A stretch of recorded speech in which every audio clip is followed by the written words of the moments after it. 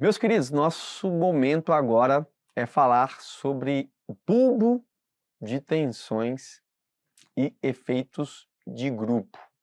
O que é o bulbo de tensão? Qual é a importância que ele tem? E, principalmente, o efeito de grupos, de estacas, né, ou fundações próximas, a gente vai ver agora. O bulbo de tensões nada mais é do que, quando eu tenho uma carga aplicada ao solo, ela vai se distribuir por meio de linhas de mesma intensidade. Essas linhas de intensidade, de mesma pressão, de mesma tensão, são chamadas de linhas isobáricas e formam o bulbo de tensão. Então aqui eu tenho linhas que representam linhas de mesma tensão. Tensão aonde? Tensão no solo. Então aqui a carga está aplicada na superfície. Perceba que a uma certa distância eu tenho uma linha de 0,8 ou de 80% daquele carregamento. Quanto mais eu afundo no solo, 50% do carregamento, 20%, 10% do carregamento. Isso vai até o núcleo da Terra. Por quê? Na teoria, assim como a gravidade, nós teríamos este problema de calcular ali em qualquer ponto. Óbvio que tende a zero. Vai tender a zero. Por que então define ali o bulbo de tensões? Ele tem que parar alguma hora. A gente define que, geralmente, quando 10% da carga para fins práticos, a gente para por aí e aí traça o bulbo de tensões. Temos vários níveis, várias linhas, a gente para geralmente quando as tensões estão ali a 10% ou inferior, a gente já não representa o bulbo. Quanto mais fundo, menor será o acréscimo de carga, é óbvio, a gente acabou de falar sobre isso, e para fins práticos, limitamos essas curvas a 10% da carga aplicada.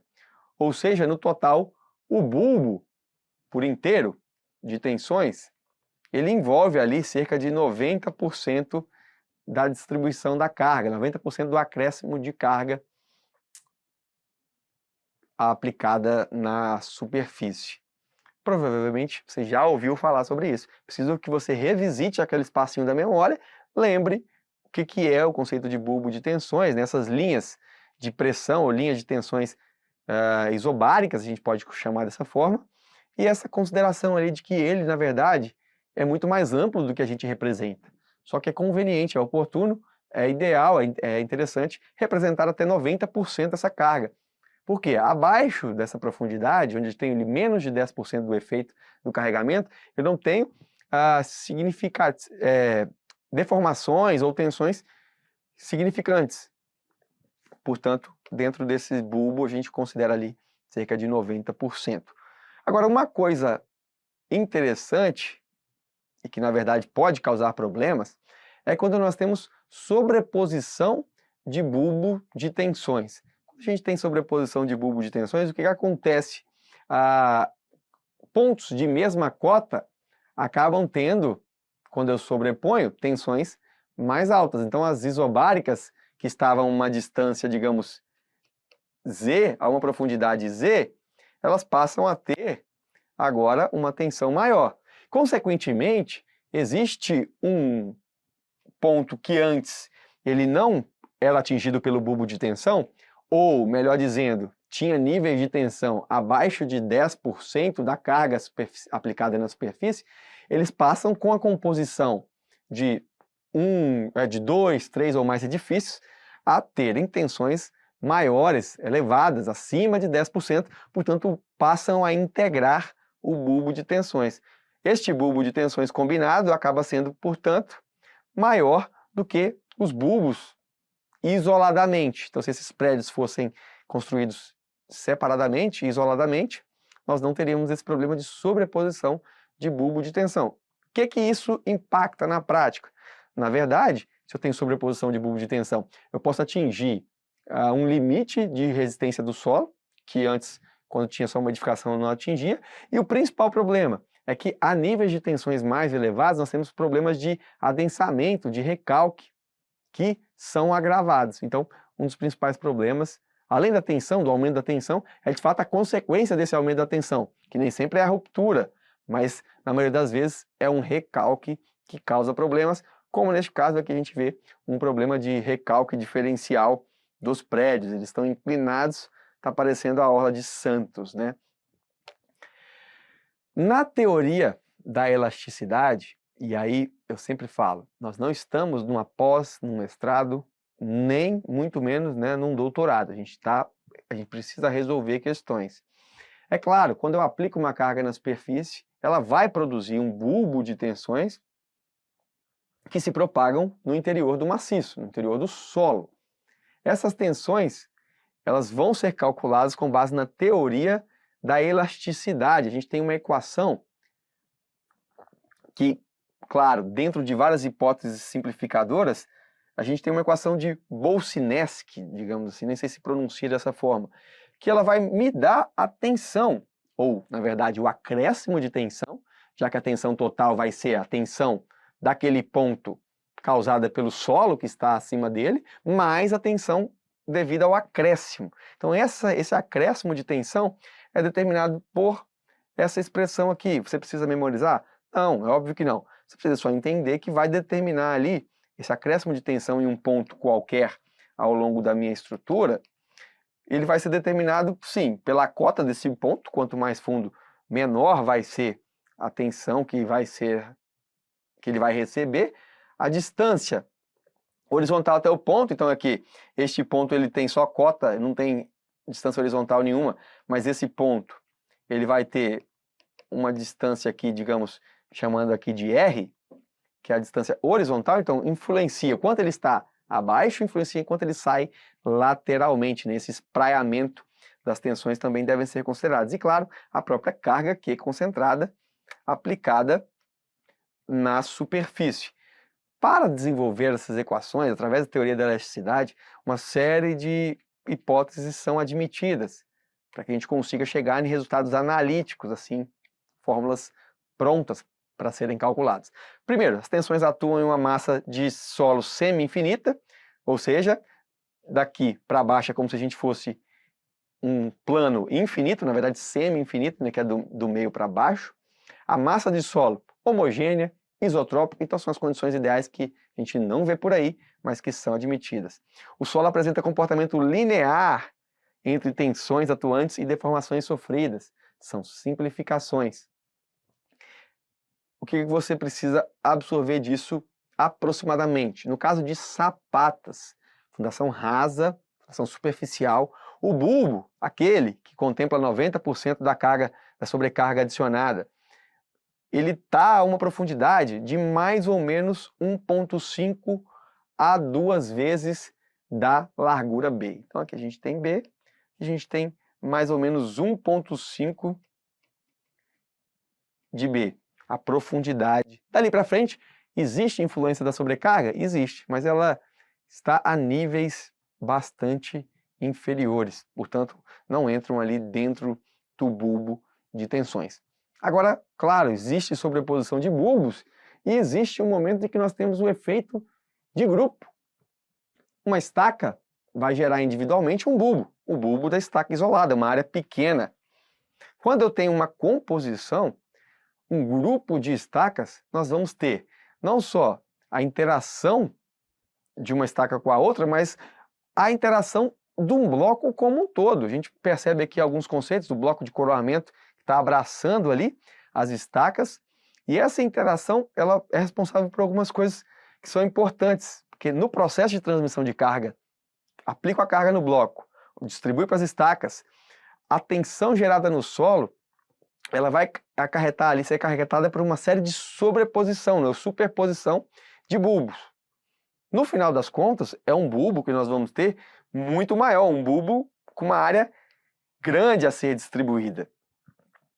Só que o recalque, ele geralmente é, óbvio, diferente, só que uma observação importante é que, devido à interação, o recalque máximo do grupo de estacas vai ser maior do que o recalque de uma estaca isolada, caso eu pegasse aquela carga média aplicada nestas estacas aqui. Então, Claro, se o recalque de uma estaca isolada tivesse a carga média que essas estacas absorveriam, essa estaca sofreria um recalque menor, ou seja, o grupo de estacas sofre um recalque maior do que uma estaca isolada com a carga média aplicada em cada uma daquelas estacas, né? Essa é uma observação importante. Para fins de projeto, o que eu tenho que atender no efeito de grupo? Primeiro, respeitar o espaçamento mínimo entre as estacas para evitar o comportamento do bloco. O que é o comportamento em bloco? Nós vamos ver, ou já vimos em algum momento, depende de quando você está assistindo essa aula, que as estacas ela têm a resistência lateral, para atrito lateral, resistência de fuste, e resistência de ponta. Então ela transmite esforços tanto pelo fuste, né, o atrito lateral, quanto pela ponta. Diferente das fundações superficiais, que tem ali as tensões transmitidas exatamente pelo contato direto da área de base com a superfície do solo. Só que, para ter a vantagem de ter o atrito trabalhando contra as estacas, ajudando a resistir, nós precisamos ter o atrito, um espaçamento entre as estacas, para que esse solo intermediário ele possa, de fato, resistir ao cravamento da estaca, ou afundamento da estaca. Quando tem estacas muito próximas, o que acontece? Esse trecho de solo entre estacas, ele acaba não exercendo função nenhuma de quê? De atrito, porque ele desce com todo mundo. Então fica como se fosse esse efeito de grupo, exatamente é o efeito de grupo, como se fosse um bloco gigante afundando no solo. Então, aparentemente, o atrito que se vai ter é só ao redor desse bloco. O que isso acontece? Isso sobrecarrega as estacas de extremidade, porque elas são as únicas que vão estar, de fato, recebendo o efeito do atrito do solo, porque o solo que está intermediário às estacas, como elas estão muito próximas, ele acaba descendo junto com elas. Então ele não exerce essa resistência ao cravamento ou ao recalque. Vocês entenderam? Eu espero que você tenha entendido isso daí. Quando a gente faz as estacas muito próximas, o solo intermediário aqui, ele desce junto, ele se desloca junto. Ele não oferece o que ele deveria fazer, que é a resistência. Isso vai sobrecarregar as estacas das extremidades, que consequentemente tem que ter o quê? Uma armadura mais forte, tem que ser dimensionadas de forma diferente. Uma coisa que também influencia é a sequência de execução. Imagine que eu tenha um bloco desenhado de forma com que eu execute as estacas externas e depois vou executar as estacas internas. Isso pode ser um problema, porque eu tenho aprisionamento de solo e na hora que eu vou cravar as estacas internas, o solo ali está muito mais, ele está confinado, né? Então ele não pode, a resistência à cravação vai ser muito maior. Como que eu faço então para evitar esse problema? Ou eu começo do centro para as extremidades, na cravação da estaca, ou eu começo de um lado e vou caminhando para o outro lado. Assim eu não causo o quê? O aprisionamento de solo, que consequentemente vai agir contra a cravação das estacas centrais. No caso de blocos, claro, com diversas estacas aqui, né? Para fins de dimensionamento, perceba o seguinte, olha, só porque a gente estava voltando no tema, imagine que eu crave todas essas estacas e essa aqui agora eu vou cravar. O solo está confinado, com certeza vai ser muito difícil. Agora, para efeitos de resistência, né, a carga admissível para um bloco, para um efeito de grupo, ela não pode ser superior a uma sapata hipotética de mesmo contorno, assentada a 1/3 acima do comprimento de penetração das fundações na camada de suporte, de baixo para cima. Então, o método do radier fictício, né, como se a gente tivesse, ou da sapata aqui, uma sapata fictícia, nós temos o contorno inteiro do bloco, do efeito do grupo todo de estacas, que exerce uma área, né, aparentemente uma sapata com esta área, assentada não na profundidade das estacas, mas 1/3 acima da profundidade das estacas. Então é como se eu tivesse assentado esta sapata, desenhada à esquerda, está aqui desenhada, a esta profundidade, 1/3 acima do cravamento da estaca. Então, o efeito de grupo, o dimensionamento, a carga admissível para este grupo de estacas não pode ser superior à carga que uma sapata hipotética de mesmas dimensões resistiria a um nível de profundidade assentada 1/3 acima da profundidade das estacas. Claro, existe sapata assentada lá naquela profundidade, existe radier, que se fosse, imagine que tivesse muito mais estacas aqui, então seria quase que um radier, né, fictício. Então esse método é, na verdade, uma suposição que limita o dimensionamento, limita a carga admissível de um grupo de estacas. É hipotético, porque uma fundação superficial vai estar assentada na superfície, mas imaginemos então que ela estivesse assentada neste nível, 1/3 acima da base. Pronto. O solo resiste? Beleza, resiste. Então eu não posso considerar que esta carga aqui também resista a uma carga maior do que a que resistiria numa sapata hipotética assentada 1/3 acima da base das estacas. E como que eu calculo a eficiência do grupo? Ora, a capacidade de carga do grupo de estacas dividido pela capacidade individual de cada estaca. Vocês vão ver que a capacidade do grupo de estacas, se tem 10 estacas, não é uma relação linear, não tenho a capacidade resistente de 10 vezes a estaca individual, não tenho. Até porque eu falei daqui das consequências do efeito de grupo, inclusive da limitação da carga admissível, quando a gente fala esse método da sapata hipotética. Então, se eu quero saber a eficiência daquele grupo, é a carga que o grupo todo resiste, dividida pela somatória de cargas que individualmente as estacas resistiriam. Se forem estacas do mesmo diâmetro, fica mais fácil, né? Que é só somar as cargas individuais. Se forem estacas diferentes, tem que somar a carga de cada uma, de cada estaca. Se fosse todos iguais, eu colocaria n vezes Q. N seria o número de estacas aqui no denominador. Vamos resolver algumas questões para fixar esse conteúdo e colocar em prática também aquilo que nós acabamos de ver. CESP-SEBRASP. No caso de um elemento de fundação superficial estar distribuído tensão vertical na superfície de uma camada de solo homogêneo, o bulbo de tensões é a região delimitada pela linha isóbara, correspondente a 10% da tensão vertical na superfície. E, nessa região, concentram-se as deformações mais significativas do solo de fundação, que provocarão recalque superficial no elemento de fundação. Óbvio, recalque não tem como, a gente sempre vai ter recalque. A gente tem que trabalhar dentro dos limites. E, de fato, 90% do acréscimo de tensão está dentro do bulbo. Por isso, nós limitamos e o gabarito está correto. Na prática, essa última linha, né, ela corresponde a 10% da tensão aplicada na superfície. Bora para a próxima questão, então. Gabarito dessa questão, correto. FGV. O bulbo de tensões ou bulbo de pressões de uma fundação direta, calculado utilizando as hipóteses de Boltzmann, é definido como, letra A, é definido pelo conjunto de linhas de mesmo valor de tensão vertical, as isóbaras, em valor percentual da carga aplicada pela fundação. Letra B, considerando-se a variação do modo de elasticidade com a profundidade das diferentes camadas do depósito. Aqui a gente são camadas homogêneas, não considera essa variação. Para um determinado carregamento da fundação e sua influência independe da dimensão da fundação.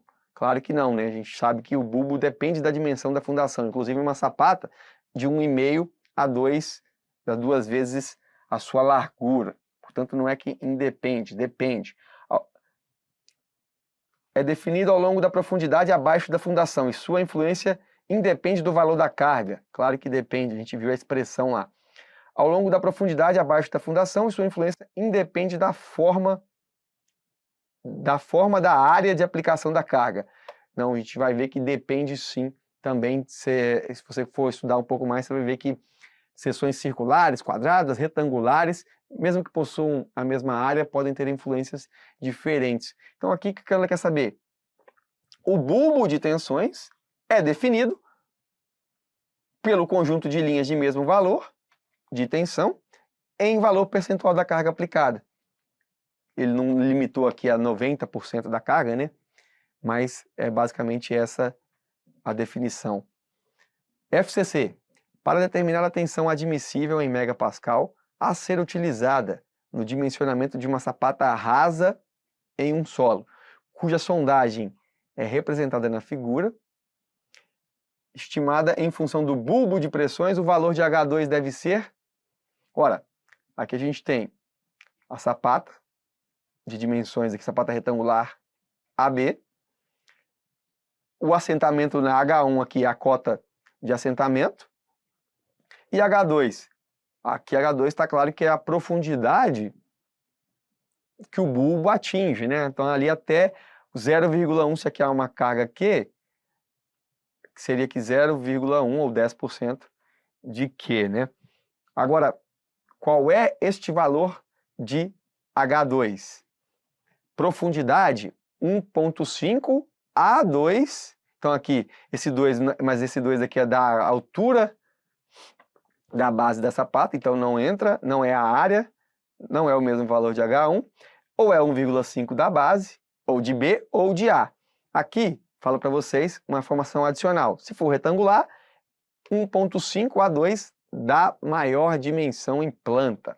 No caso aqui, letra A é o gabarito dessa questão. H2 tem aproximadamente de 1,5 a 2 vezes a dimensão de A. Então, se aqui a sapata tem 1 metro, 1 metro por 80, a profundidade do bulbo de tensões vai até mais ou menos 2 metros, de 1,5 metro a 2 metros. Última questão, CESP-CEBRASP. A figura abaixo representa uma edificação apoiada em fundação do tipo sapata isolada. Algum tempo após a conclusão da obra, surgiram fissuras em uma das paredes adjacentes próximas ao pilar, conforme mostrado. Uma sondagem executada posteriormente constatou um bolsão de argila a 1 metro abaixo da sapata desse pilar, então mais ou menos aqui, um bolsão de argila. De acordo com o desenho e as informações acima, julgue os itens subsequentes. O bulbo de pressões abaixo da sapata pode estar alcançando a camada de argila mole, sendo uma possível causa das fissuras. Se o bulbo de tensão atinge essa camada, significa que ela tem níveis de tensões significativos, são maiores que 10% da tensão aplicada. Se tem níveis de tensões significativos, vai causar o quê? Um recalque possivelmente significativo. E a questão então está correta, exatamente por falar, inclusive, que ele pode estar alcançando a camada de argila. E é bem provável que de fato esteja, inclusive em função das fissuras aí inclinadas, teve um recalque que nós vamos ver em outro momento. Perfeito? Então, falamos aqui sobre o bulbo de tensões, a sobreposição do bulbo de tensões e dos efeitos de grupo. Espero que tenham aprendido e que acertem as questões na hora da prova. Até o próximo assunto.